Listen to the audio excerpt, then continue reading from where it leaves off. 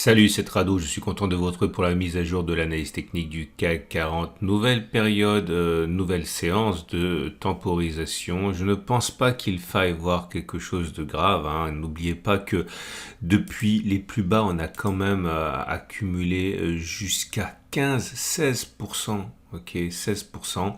Et on en est actuellement à plus 14%. Il est normal qu'après une telle impulsion de hausse, on prenne notre temps, d'autant que nous sommes au pied d'une falaise, la résistance hebdomadaire des 66,50, 67,60. Alors je vais faire un petit point par rapport à l'unité de temps supérieure. Vous savez qu'il y a un outil, ça va se substituer au backtest parce que dans la vidéo va être trop longue. Vous savez que j'ai inventé peu de choses, hein, j'ai découvert peu de choses, mais une des choses que je suis le plus fier d'avoir pu partager avec vous, c'est ma règle du twist, ok? C'est-à-dire que lorsque vous avez un twist qui se produit, eh bien généralement on va chercher une distance équivalente à la distance au twist reportée de l'autre côté du twist. Alors je vous montre simplement un exemple là parce que ça devient trop abstrait. Voilà, je prends un joli twist, ça fonctionne pas à tous les coups, hein. Je suis pas en train de vous vendre du rêve, je suis en train de vous dire que c'est une façon assez intéressante de travailler. Vous voyez le twist qui a eu lieu ici, ok, ça c'est un twist haussier. Et bien au moment du twist qui se produit donc dans le futur par rapport au dessin, par rapport au graphe, vous prenez le plus bas, vous mettez 50% des Fibonacci au milieu et vous voyez que c'est un objectif qui va être très souvent rallié, du moins il va être beaucoup plus souvent rallié qu'il ne va pas l'être. Ça c'est dans le cadre d'un twist haussier, là c'est dans le cadre d'un twist baissier, vous prenez les plus hauts, vous prenez à distance au twist, bon on allait beaucoup plus bas, hein, mais c'est un objectif on va dire à minima.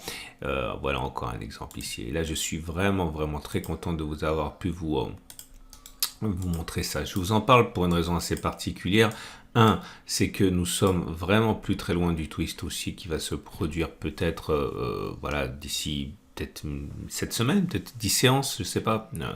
Mais je vous en parle parce qu'au niveau hebdomadaire, comme vous pouvez le voir, quelque chose s'est passé qui m'intéresse beaucoup, c'est qu'on a eu un twist baissier ici, hein, et si on joue à reproduire la règle par rapport à ce twist baissier, on met 50% au milieu. Et vous pouvez le voir, là, on a atteint aussi l'objectif qui était assigné, hein. Alors, si je vous le dis, c'est parce que peut-être que ça signe la fin de la période de baisse et que nous sommes tout simplement en train de vivre les derniers moments de cette consolidation avant de repartir vers les précédents sommets. Alors, je ne suis pas en train de vous dire que c'est le cas, je suis en train de vous dire que c'est statistiquement intéressant à envisager, et je ne suis pas non plus en train de vous dire qu'on va aller plus haut. Je suis en train de vous dire qu'il est possible que l'on peut rallier les plus hauts, qu'on ait fait les plus bas et que maintenant on envisage une sorte de latéralisation longue, parce qu'il ne faut pas oublier non plus quand on remonte sur les données annuelles, attention, ça va vraiment très loin, mais si on va sur les données annuelles, je vais enlever l'Ishimoku parce que du coup ça ne sert plus à rien, on a eu quand même en l'espace de 2 ans, ok, depuis la crise Covid en fait, hein, une progression entre les plus bas et les plus hauts de 104%. Vous avez donc et si on prend l'année dernière, on était à 98%, pour ne pas dire 100% en voilà quoi, 18 mois. Que pensez-vous qu'il soit raisonnable d'attendre après un doublement de la valeur de l'indice? Alors vous allez me dire, oui, mais par rapport au précédent plus haut, c'est pas 100%. Oui, mais ça, on s'en fiche. On regarde simplement ce qui s'est produit depuis la Bérésina Covid jusqu'au plus haut, 100%. N'est-il pas finalement raisonnable d'envisager que nous fassions un long trading range? Donc c'est pour ça que l'idée selon laquelle eh bien, on pourrait avoir atteint les plus bas est une idée qui doit être considérée. Je rappelle également que vous voyez que pendant que beaucoup s'inquiétaient de la possible guerre nucléaire qui pourrait intervenir en Europe, et bien d'autres comme moi en fait, hein, n'avons pas cherché à comprendre davantage que notre bout du nez et avons accumulé sur les supports. C'est tout l'esprit de ma théorie, pas théorie, mais ma méthode d'accumulation rationnelle. On choisit des supports de référence et on accumule. Et regardez ce qui se passe par exemple sur le SP500. C'est exactement pareil sur le SP500.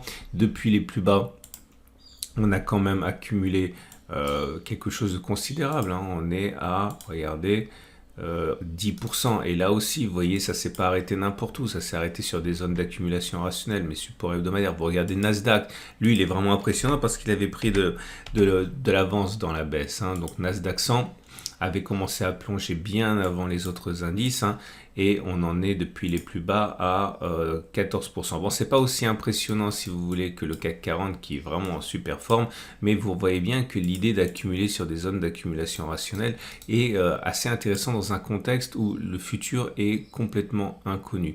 Ok, donc voilà, je voulais vous en parler parce que cet objectif a peut-être été baissier, a peut-être été rallié sur le CAC 40, et si on croit à ce processus, eh bien voilà, on pourrait très bien avoir l'idée par exemple ici d'un drapeau.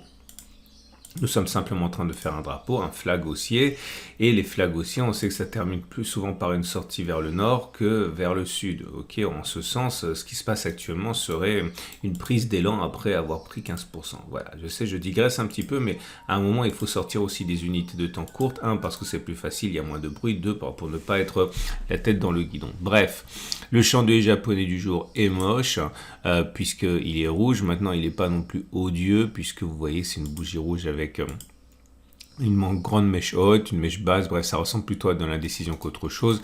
Surtout que si on regarde ce que nous dit la bougie Aiki-Nashi, on voit que c'est certes une bougie rouge, mais avec mèche haute et mèche basse, donc confirmation d'une période de temporisation plutôt qu'autre chose. Hein. Regardez la moyenne mobile à cette période. Elle indique que la tendance commence à se neutraliser. Bon, elle descend, mais c'est pas très clair non plus. Mais voilà, la tendance immédiate était baissière, la tendance immédiate était haussière. Maintenant, la tendance est plutôt neutre avec la M7 qui est plutôt à plat.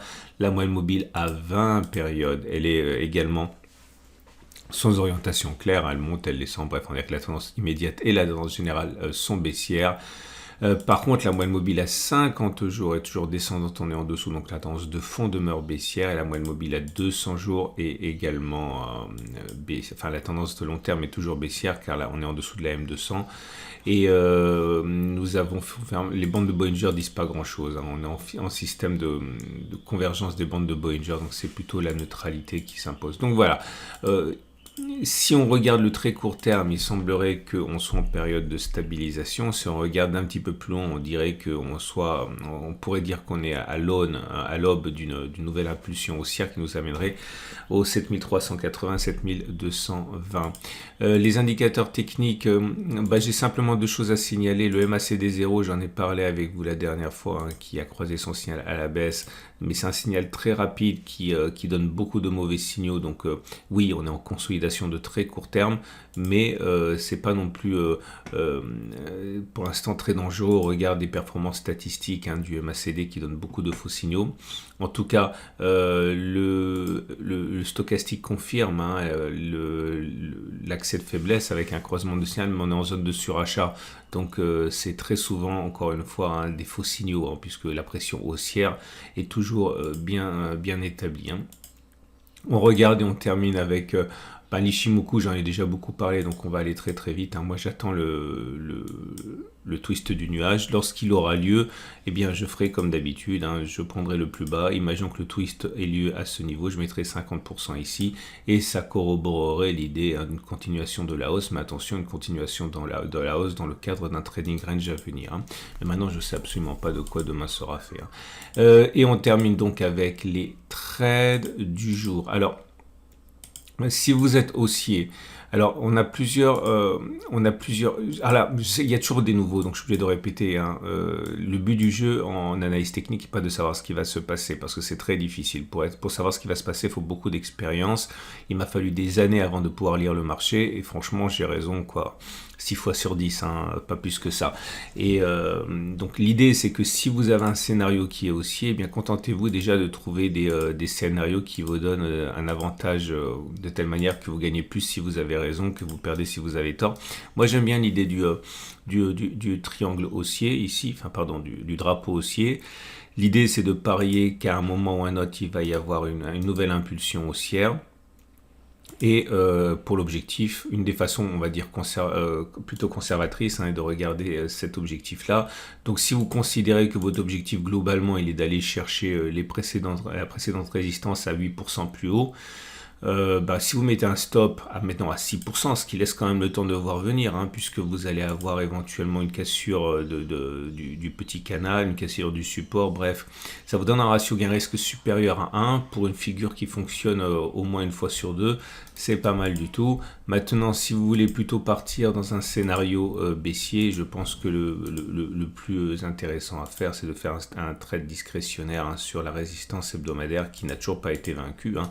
Et alors, n'oubliez pas qu'il suffit d'une petite phrasounette ou une bombe qui aurait le mauvais goût de tomber quelque part en Ukraine, à un endroit plutôt sensible, pour relancer les spéculations sur une aggravation de la crise, hein. Donc on peut très bien avoir une attaque baissière. Donc si on met un stop de protection au-dessus de la résistance hebdomadaire à 5% et qu'on vise, mettons, même au moins 5%, disons, vous avez quelque chose qui tient la route, hein. Voilà, c'en est terminé pour moi. Je regarde avec vous rapidement les données horaires pour vous montrer les opportunités.